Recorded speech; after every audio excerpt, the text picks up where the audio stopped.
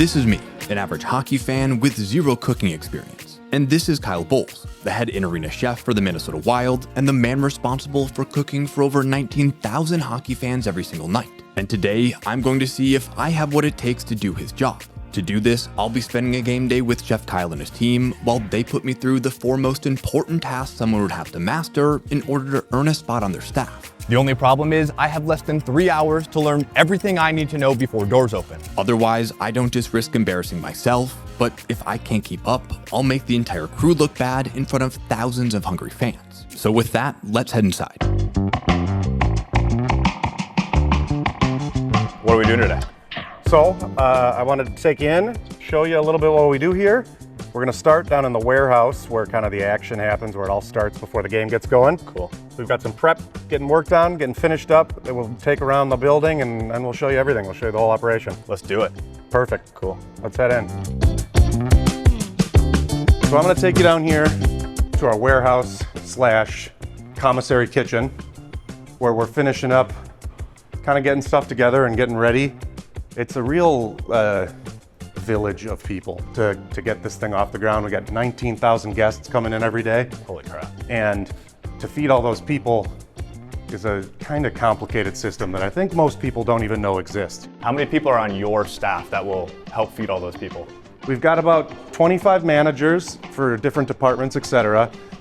There's 6 chefs that all kind of handle different pieces of the business. So, you know, we have suites, we have some club areas, we've got an enormous amount of concession stands. And if you're eating or drinking something in this building, it's coming from us. And then past the chefs, there's 50 or 60 cooks that are kind of all over the place. And then in the concession stands, we use 450 to 500 volunteers every night. Wow. So I think it's about 600 people on our team for a Wild game. We're here for all of it, and we love it. Taking care of as many guests as we can every day. It's what we do. That's cool. Yeah. All right. Let me take you into the warehouse here. Let's do it. It's kind of crunch time right now, so folks are pulling orders. We've been here all morning. Yeah. But they're getting ready to run things and load and all the beer and all the soda and all the popcorn and everything else in this place kind of starts here and moves out. We've got our small but mighty little kitchen in here. This is our commissary kitchen. Cool. We do all of our concessions prep here. For the whole arena? Yeah, so all the Oh my kind God. of specialty items for all the stands get made down here and then distributed throughout the building. Wow. It blows my mind. It all happens. This is not a very big space. And No. so all these specialty items are flowing out of this one kitchen. How do you possibly begin to guess how many, it looks like they're making pizzas right now. Like Yeah. how do you possibly guess how many pizzas you might have to make for a night like tonight? Sure. So this is a Rectangle Pizza, one of our awesome local partnerships here in the Twin Cities. They're up on the club level. We'll walk by. We'll try this pizza later tonight. We've got a lot of data that we monitor a lot. So it seems like an impossible task. You can get close. We do a lot of more than most sports facilities do for concessions preparation. We cut our own French fries for 2 of the locations. We'll cut 800 pounds of potatoes with this single, 1 potato at a time.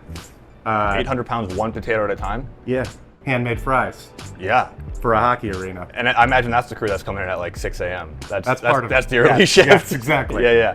I know a lot of chefs who are in the same line of work as me, and they laugh at me when I tell them we cut the French fries for our burger stands. Yeah. They're like, how?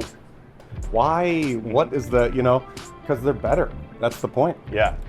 It's a better product. It's fresh. It's crispy. It's, people get it and they know. Is there a stereotype of chefs working in sports where it's like all you're doing is throwing hot dogs on a roller? Yeah. Like you're not a real chef. Yeah, 100%. Even in like my personal life, I'm like, when I'm at the doctor waiting in a waiting room and somebody goes, what's your name? What do you do? Yeah. And I go, I'm the chef at Grand Casino Arena. And I go, oh, you make like the pretzels or like the nacho cheese? Like, what do you do? Like, most folks have no idea. Yeah.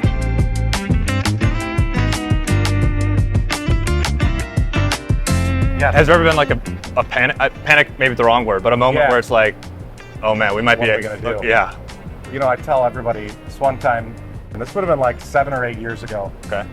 It was game day, and we got a call from the city that a water pipe had burst in St. Paul. And it was like a large water pipe, and some dirt had gotten into the water pipe and had like technically contaminated the water in St. Paul. So they informed us that anything that had touched city water in the morning, it was just dirt. But they told us had been contaminated and we should not serve it. That's what you're talking about. It was like screeching halt, slam on the brake. We're not shutting down. This is Minnesota. You don't have another option. We've got a hockey game. Yeah. And the people need to be fed. So figure it out, and we did. We pulled it off like in a matter of hours. It was a cool moment. And there will be no panic like that today. And I'm not even going to bring that into the world because you watched the ground screw video and you saw I said that it wasn't going to rain, and then I knocked on this composite wood material, and then it did rain. I saw that. So no panic today. I'm not going to say anything about anything. No. It should be smooth. So we're smooth sailing. We're smooth sailing today. We're good. All right. Well, I'm still a little nervous. I feel like when the people show up, it's going to be like, it's a totally different mode. Like it goes from you're down here, you know, you're talking with the guys and gals you work with, and then it's like people that's a live grenade. Like you don't know which way it's going to come from. You're right. Tonight's going to be a big crowd. Winnipeg travels well. The lines start building up, and you got to push them through. First intermission, every concession stand just gets cranked. Right. Every single person stands up and goes and gets food. You got to feed 19,000 people at the same time.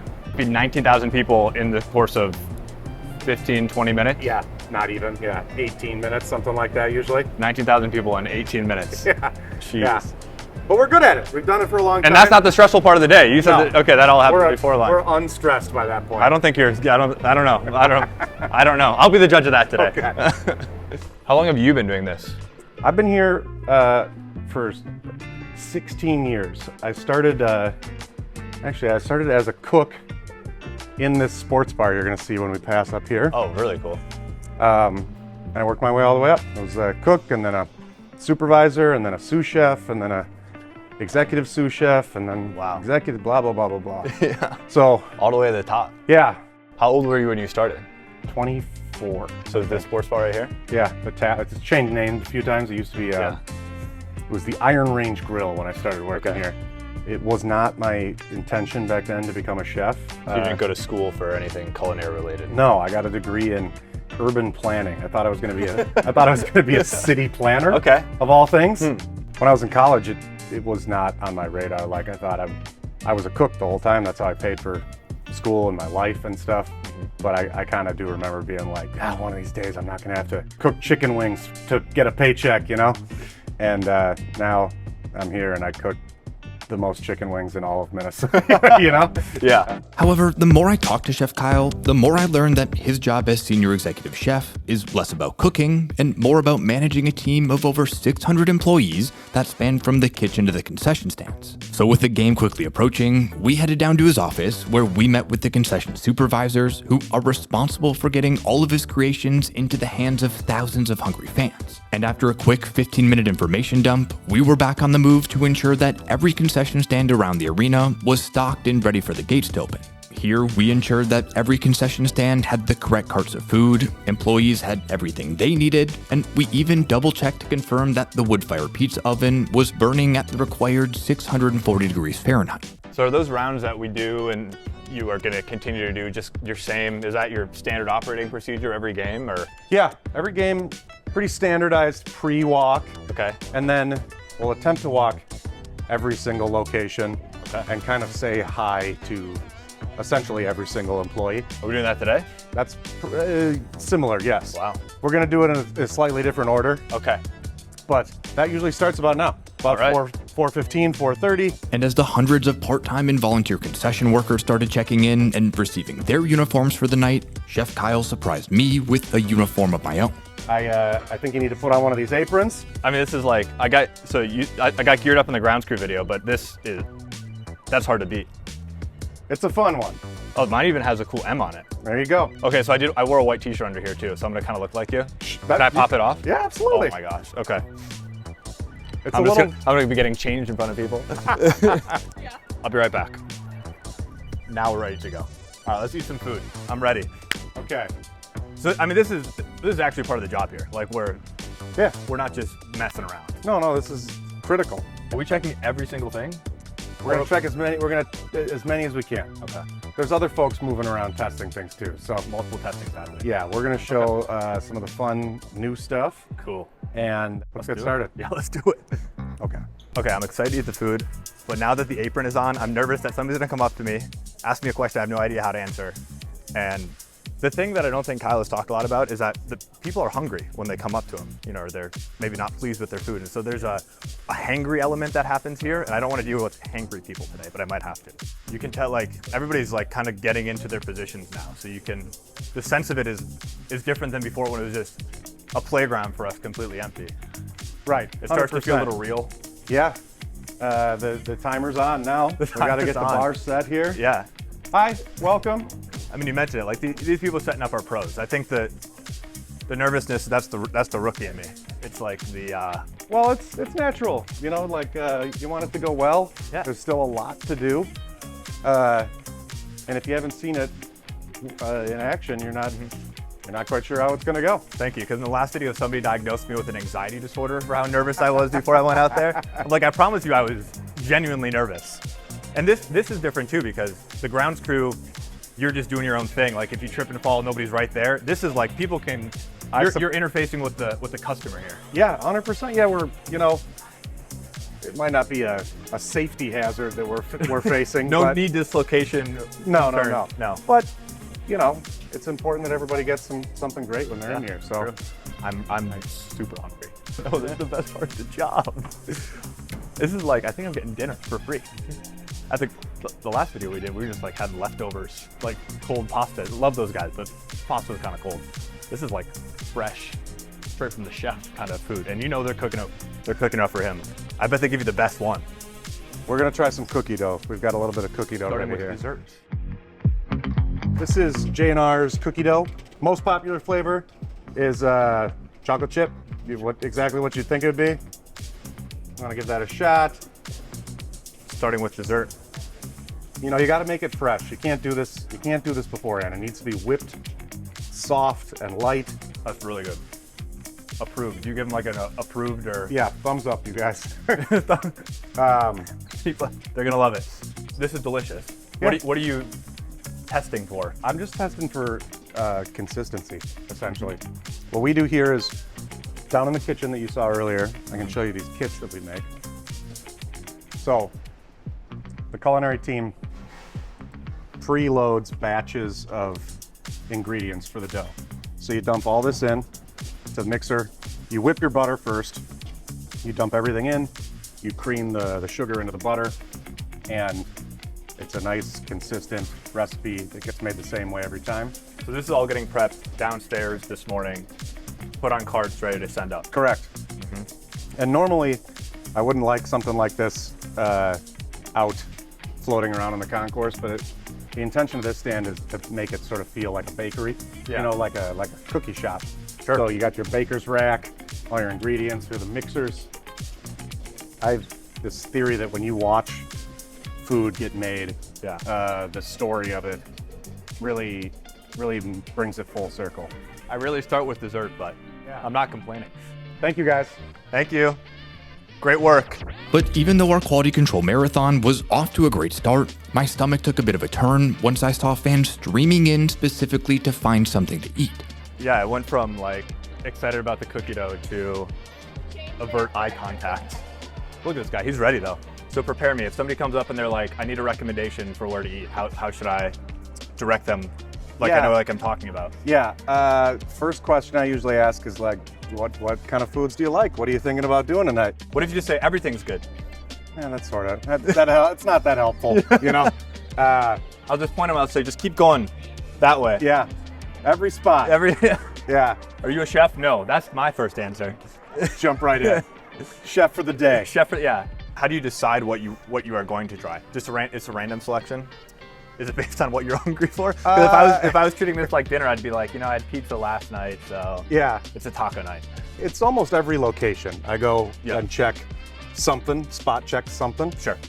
And then in the beginning of the season, as we roll out new items, I'll kind of repetitively check the same thing. A recurring thing that can happen is temperature related problems.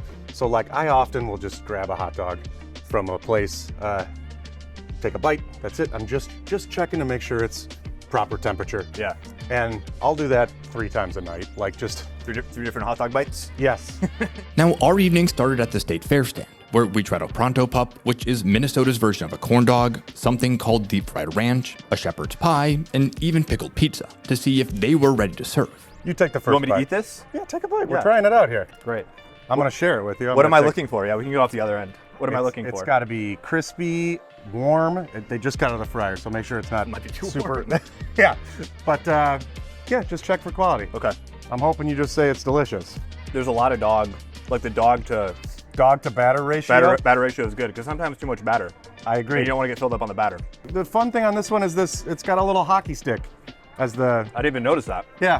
And even though everything was great in terms of temperature, flavor, and crispiness, it was at this moment that I made my first of many crucial mistakes throughout the night. So will you always eat all of it? No, not usually. To be honest, Can I eat all of it? eat all of it. Go nuts. Yeah. It's a marathon we're about to take part in, you know? So it's a maybe lot maybe I shouldn't eat all of it. You try. I mean, whatever you want. You might regret it on the 13th stop later tonight. Oh no. Wait, I ate way too much of this. Yeah, why I eat the whole corn dog? I might have had too many bites of the Pronto Pup. I'm admitting that now. Not in front of chefs, but I shouldn't have gone half of the Pronto Pup. Did he tell you there's 13 stops? No, not until I was halfway through the Pronto Pup. But I wasn't about to let that Pronto Pup slow me down, because after running a quality check on the salad bowl stand, we made our way up to the club level, where some of the most popular items in the entire arena are located. Yeah, now it's getting a little real. We Yeah. didn't. You're like in it. Jerry, Nice to meet you, Jerry. good to meet you, man. You too. Tyler. Tyler? Nice to meet you. Or Tyler? Uh, I'm here to eat. yeah, I like If that. you got any complaints, take it up with him. We're gonna hit this elevator right here. Hey, thank you. That's not. You maybe get some positive interactions, like, hey, I like the food. It's not all negative. I got a lot of those. Yeah, yes. good. We're back on club level.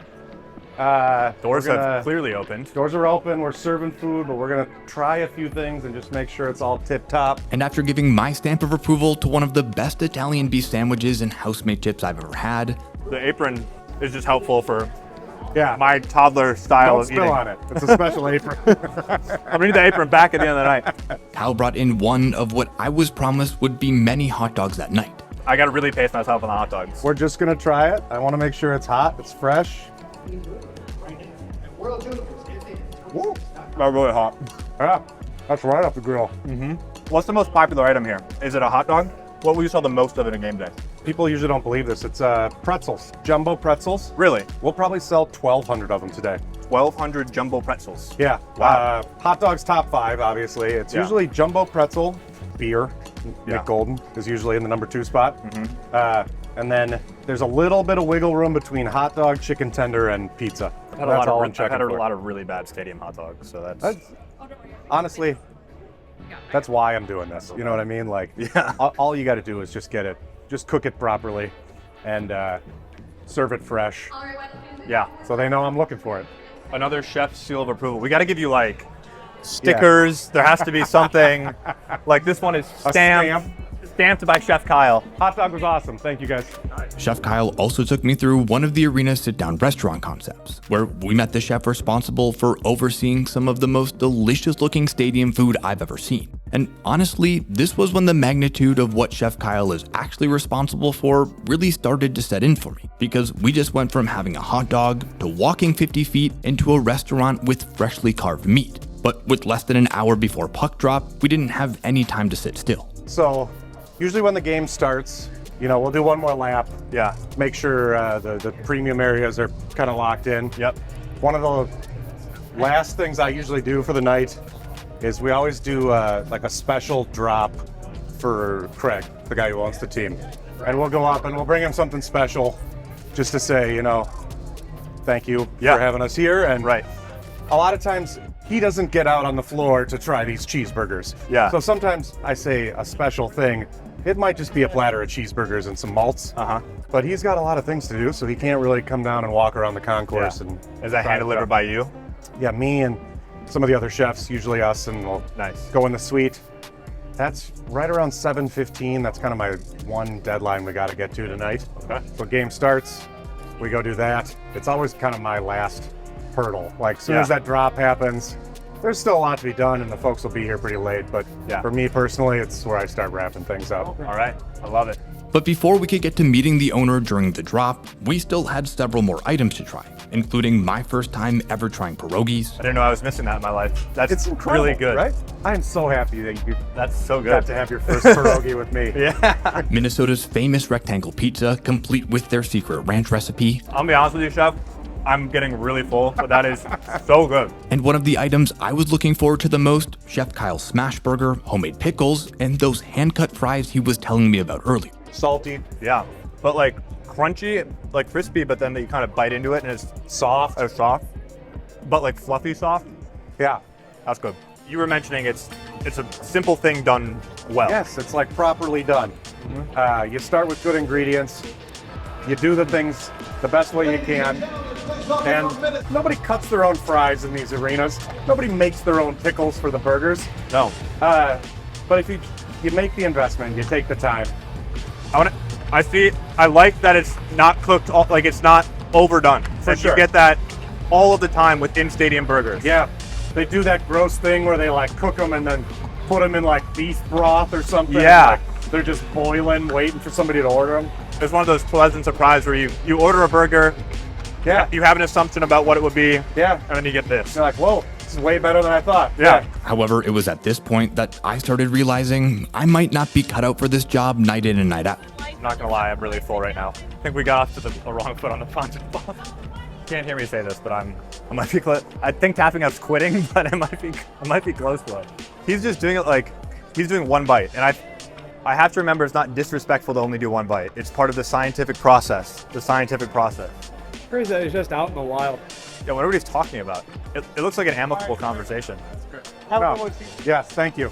Was that a positive conversation or? Yeah, that was so a few years ago, I taught a cooking class, Cool. and that gentleman was there with his son. He's just running over to tell me that like he's going to reach out to you soon because he wants to come work here and get into the industry and he needs a mentor in it. That's so cool. So fun. Okay, nachos.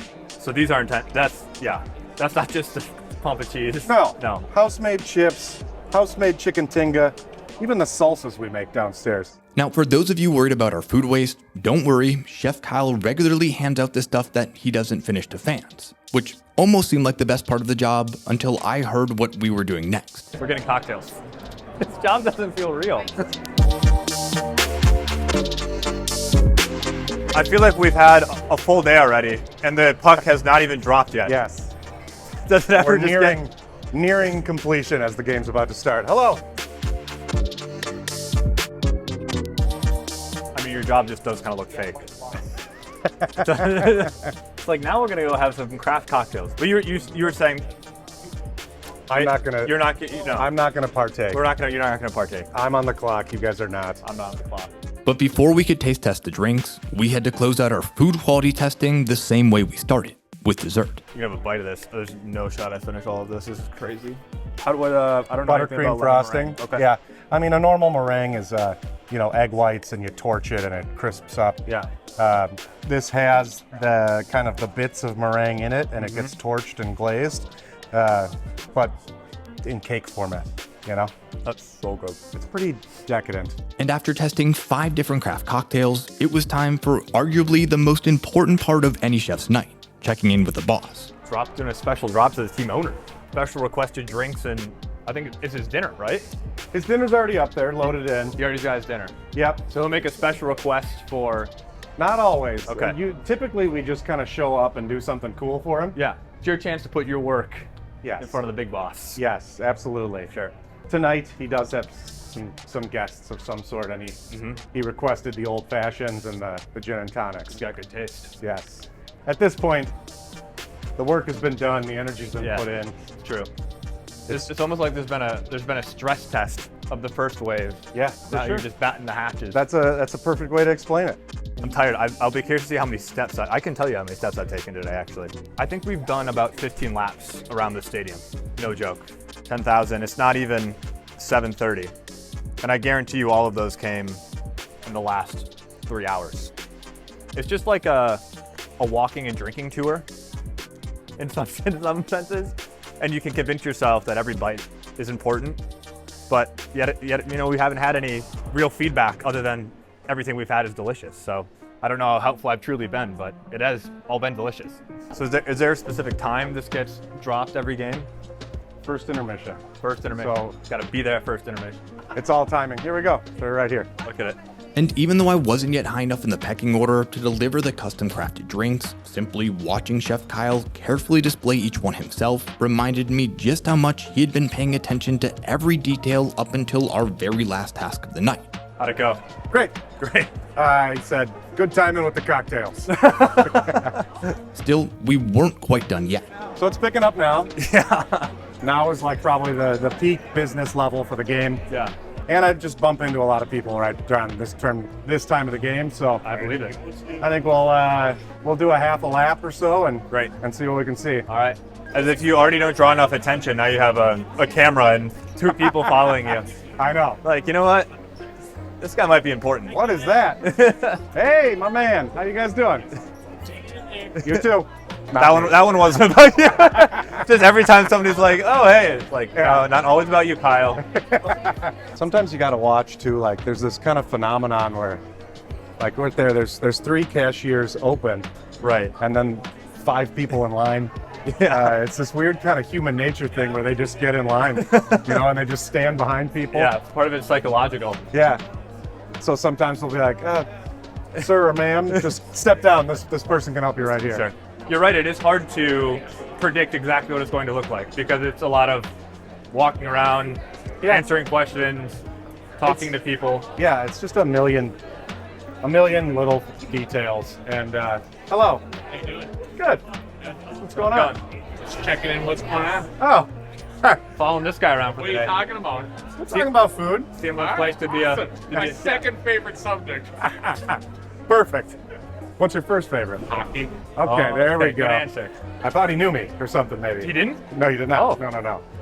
Never met him before. That's the comfort level of chef's Yes. smock brain. Sure. Yeah. So tonight was a great night where we just kind of checked things. Yeah. And You want it to be boring. yeah, that's when it's The successful. work goes in beforehand. Yeah. It's a well-oiled machine. Yeah, I appreciate that. It seems like things shouldn't go wrong. For the amount of checking and rechecking and process and planning, Yep. things going wrong probably doesn't happen a lot. I mean, small stuff. Little stuff. And that's a compliment because it's years of work and having a great team and amazing group of people that help us all get all this done every day. Totally. But yeah, smooth day. I appreciate you being here Thanks for having us. and getting to take a little walk with me and do my usual thing.